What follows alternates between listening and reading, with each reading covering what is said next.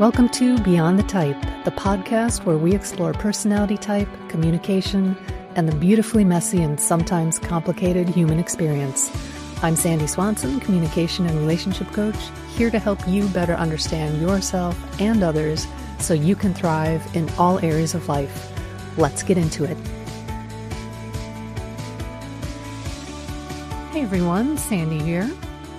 Let's talk goals and how to set goals that you can achieve. And setting and achieving goals are something that many of my clients want support with, and I'm happy to provide that support. In a second session with a client, that's exactly what we do. We talk through long-term goals, and long-term can mean whatever it wants for you. It can be 3 months, it can be 6 months, it can be a year, it can be 5 years. But we figure out what long-term means, and then I will guide that client through a process to help them avoid 8 common mistakes that I see people make when they set goals. So let's go through each mistake so you can avoid these when you are setting goals for yourself.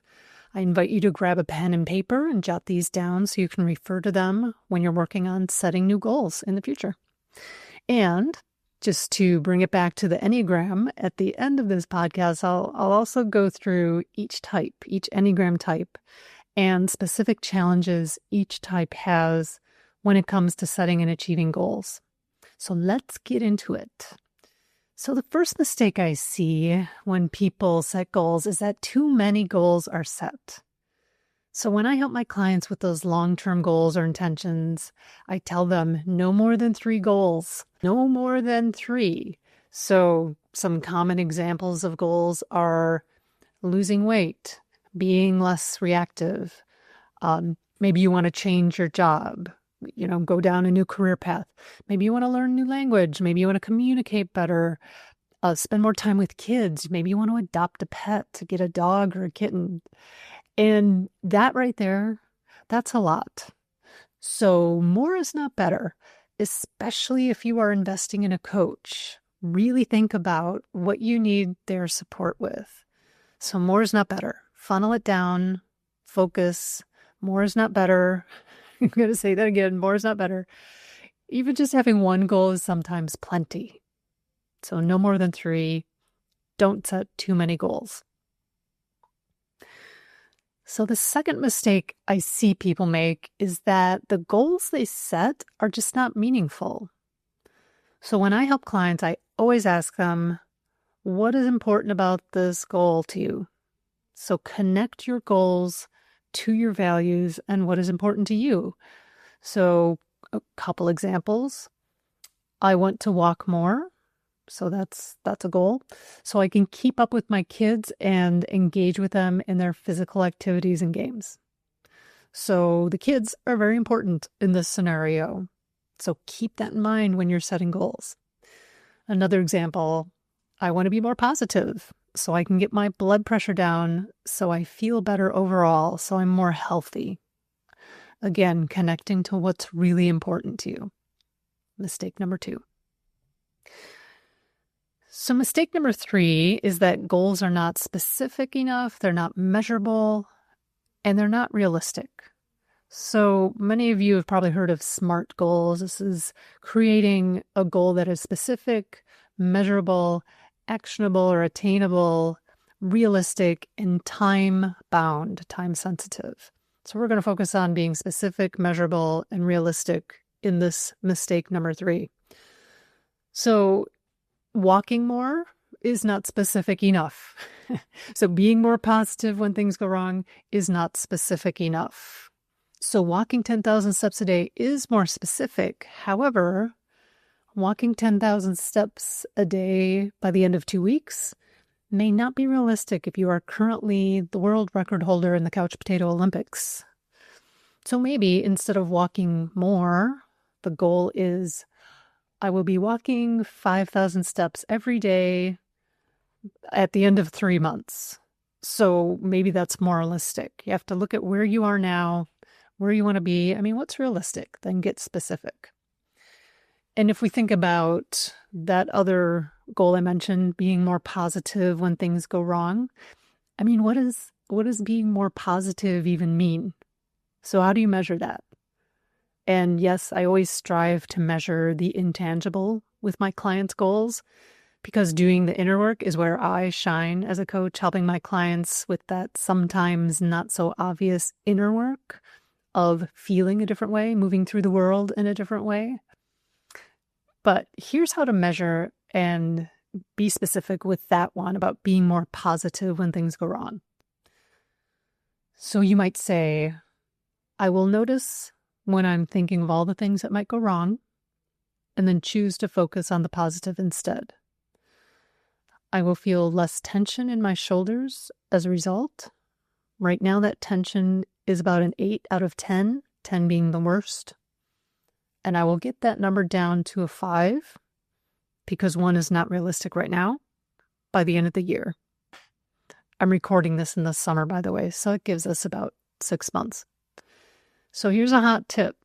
If your goal is not something tangible, tune into your body. This is a great way to measure things. So usually there's a tension in the shoulders, in the back. Maybe there's a clenching of the jaws or the stomach. Find something that you can use as a measuring stick. And then ask yourself, how bad is that discomfort right now on a scale of 1 to 10? And where do you want it to be realistically? Got to be realistic. Where do you want it to be realistically, and by what date? So this is how we measure the intangible. And to break this one down a little bit more, that step about noticing when I am thinking of all the things that might go wrong and then choose to focus on the positive instead. Noticing is the first step. Just noticing. Awareness is always, always, always the first step to habit change and achieving goals.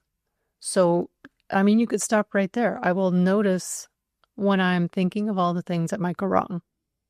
Boom, done, goal. That can be plenty if you're just starting out. So mistake number 4 is that the short-term goals or action steps, the short-term goals are too big. So we have goals, long-term goals, and we have action steps. So you got to break down those long-term goals. You got to start small and work towards the bigger goal. You'll build confidence this way. So if you want to walk 10,000 steps each day, that's the long-term goal. And from there, you want to break this goal down into actionable steps. So maybe you start with 500 steps each day, 3 days a week. Is that realistic for you? Is that attainable for you? So it's important to ask these questions when you start breaking down the bigger goals. And you will build confidence by starting small and adding on a little bit every day or every week or every month. So break down those big goals into smaller action steps. So mistake number 5 that I see is that there's no support or accountability. So find support. Have friends or family check in with you regularly or enlist them to be a gym buddy or a shopping buddy. And here's the reason why this works. We as humans, we don't want to let other people down. And some of us are competitive. So use that if that's in your nature. But it's very easy to let ourselves down. So find a buddy, find a friend. And, coaches, therapists, even spiritual advisors, these can be a great part of our support teams. And apps as well can be great accountability buddies. There's apps like, I'm going to forget some, but Finch, Habitica, I think it's called, Productive, Stick with 2 Ks. These are all great apps, and some are kind of gamified to keep it fun and interesting, and they can really help you reach your goals. So use them if you need support. And there's something else about having a support buddy, a gym buddy, a shopping buddy, even just telling someone else what you're going to do makes such a difference. When you speak your goals out loud to someone else, I can't tell you the number of times that clients have said to me, okay, wow, saying all of that out loud just now made it real. And I said, I'm going to do it, so I'm going to do it. So we're creating accountability for the self then as well. So speak it out loud to someone. Doesn't have to be a coach, can be a friend. The 6th mistake I see when setting goals is that the goals focus on the negative. So focus on what you want, not what you don't want. It's always, always, always more powerful to move towards something than away from something. So if you want to eat less crap, that's great. What do you want more of? Do you want to eat more vegetables? Okay, work towards that. The crap will take care of itself. If you're eating more vegetables, you will eat less crap. If you want to sit on the couch less or be at your desk less, what do you want more of? If you want to be less negative, what do you want more of? Okay, to be more positive. I think you get the picture. Move towards something, not away from something when you're setting your goals. Okay, seventh mistake. Seventh mistake I see is that the goals are not under the person's control. So for example, and this one comes up a lot, I want to find a romantic partner. Another popular one is, I want to get promoted at work. And these are great, but I will always ask, what is in your control that will help you achieve that? And for both of these, kind of interesting, it's usually about self-confidence and self-worth. And that is what my clients end up working towards in my sessions with them, to be more self-confident, to have a higher level of self-worth. It's not always about the romantic partner or getting promoted. It's believing in yourself. And measuring confidence and self-worth. Let's go back to measuring. So how confident are you now? Scale of 1 to 10. 10 being the most confident. So maybe you're at a 5. Okay, what does it look like, feel like, sound like? Like really get in there and see how you're doing currently. And then you'll be able to measure it and work towards something better. So ask yourself all these questions and just remember, if you want to achieve an externally focused goal, focus on the inner work that you have control over. So the 8th mistake I see is that there's no self-awareness. So this is kind of continuing on what I just said about, how confident are you now? How worthy do you feel now? Like what's your current state of awareness around your situation? So fully understanding where you are now and why you do the habits that you do now, this is important. You need to know where you are on your personal map. And yes, this usually involves getting in touch with feelings and needs. Okay, I went there. So what underlying feeling, emotion, what underlying need is causing you to mindlessly scroll on your phone for hours instead of getting up and going for that walk? So usually there's a need for comfort, for safety, for belonging that keeps us stuck in bad habits. And to build on that, the second question, what are the results of that current habit, that mindless scrolling, whatever it is?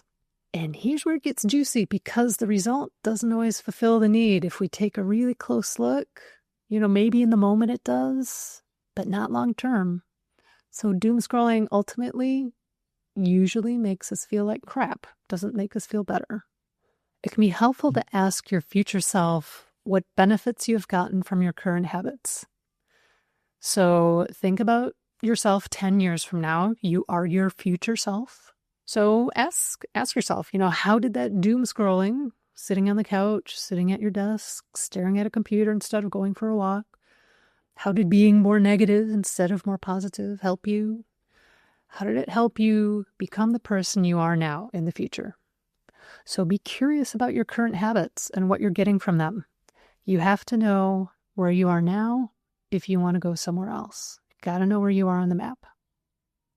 So those are 8 common mistakes I see when setting goals with clients. And there's one other mistake that I don't think people ask themselves when they're setting goals. And I'll leave you with this question. And it's a question I ask my clients when we're fleshing out their long-term goals. So I ask them, what is getting in your way of achieving that right now? So maybe there's nothing. If it's a brand new goal, maybe they're starting from scratch. But if it's something the client has been struggling to achieve, I invite them to get curious. Because more often than not, we're like banging our heads against the wall, trying to achieve this goal. And the mistake is like not being curious about that. Like what's really going on there? And again, maybe there's an emotion, some anger, some sadness, some fear, something's keeping them stuck. And yeah, emotions are a big one.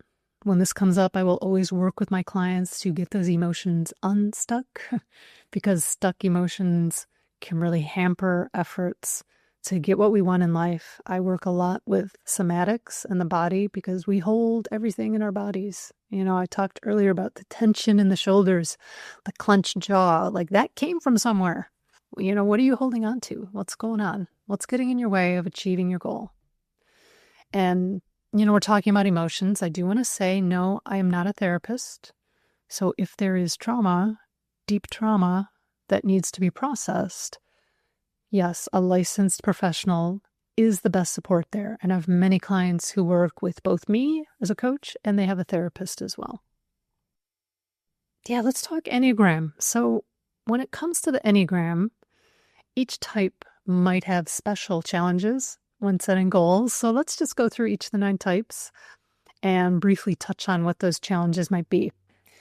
So we're going to start with the body types. I like to start with the body. We had a body first before we had to deal with thoughts and thinking or emotions and feelings. So the body comes first before the heart and the head. And the body types are 8, 9, and 1. So type 8s, their challenge when setting goals is that sometimes they may not think through something. They may move to action too quickly. So slowing down and really thinking things through, thinking about consequences, not only for yourself, but for others around you.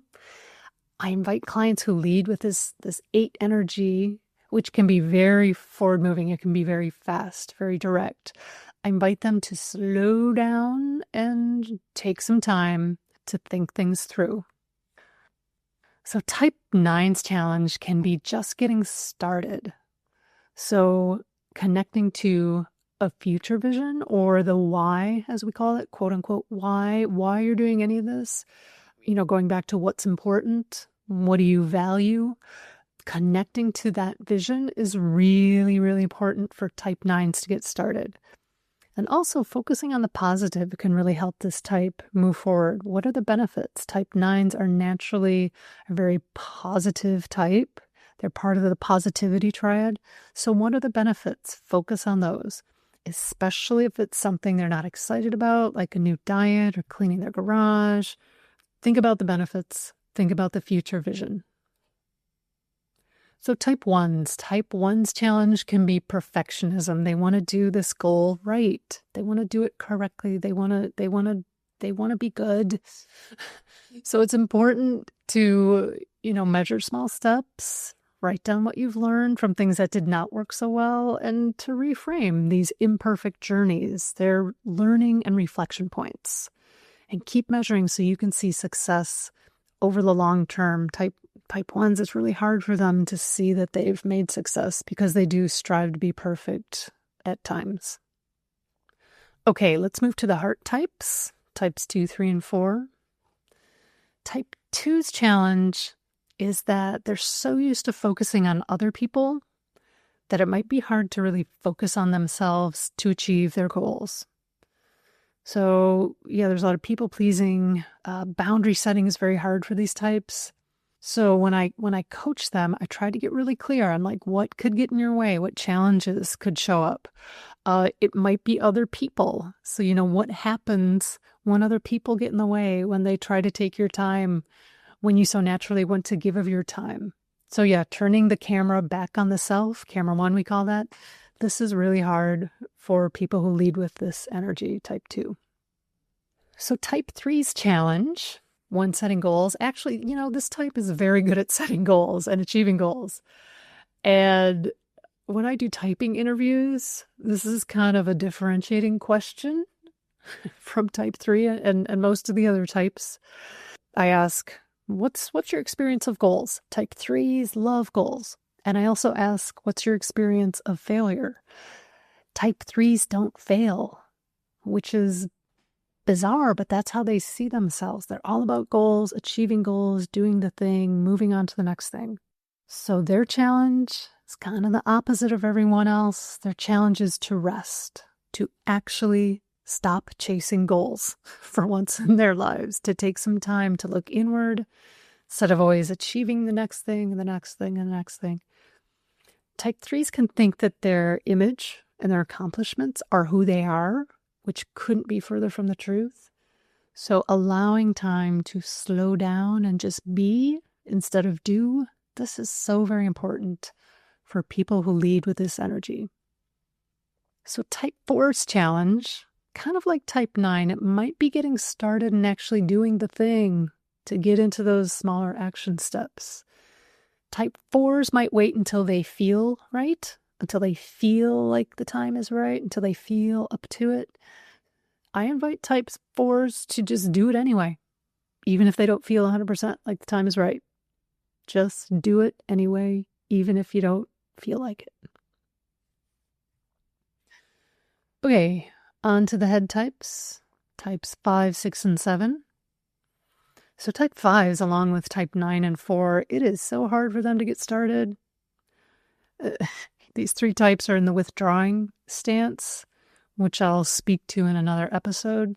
But the 3 of them are what we call doing or action repressed. So it is hard for all 3 of them to get started. And 5s, it's not about feeling right. It's about thinking they have all the information before they get started. So this is a research rabbit hole that 5s can really get lost down.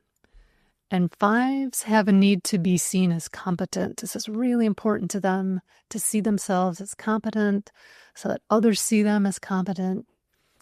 So with these clients, I invite them to just do it anyway, even if they think they do not have all the information. And this is what we call building the plane while we're flying it. You pivot, you be flexible along the way, you learn along the way. But I always invite 5s to not get lost in a rabbit hole and keep the quote unquote, lack of information from getting started with a goal. So type 6's challenge is having so many questions about goals and the details and outcomes and what ifs. I mean, they can really get paralyzed. And I always ask this type, so what if you never have all the answers to your questions about this goal? And this can be really scary for some 6s because they really need to feel safe in order to move forward. Safety and security are important for this type. So in my sessions, I take the time and brainstorm possible challenges, what could get in their way, and we brainstorm possible solutions. So 6s are great troubleshooters. So if I can help them move through this process and sort of, get it out of the way so they feel better about moving forward, that is everything. And you can do this yourself, like sit down, time yourself, make a list of all the things that could go wrong, troubleshoot those challenges, and then move on and do it anyway. And finally, my lovely type 7s. So the challenge for people who lead with this energy is seeing something through to the end. 7s love ideas, they love dreaming, they love planning, and hey, that's fun. I get it. That's fun. But when it comes to goals, I invite this type to really consider what is most important to them and what to prioritize now. See the first mistake at the top of this episode about setting too many goals. What is your priority? Focus on that.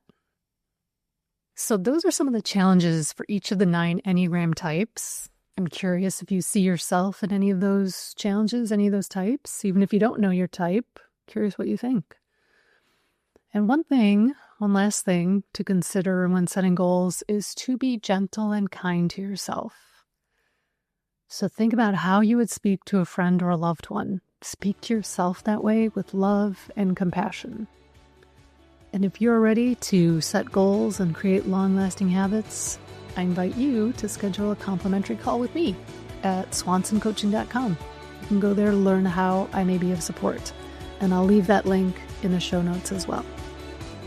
So until next time, stay curious, my friend. We'll see you soon.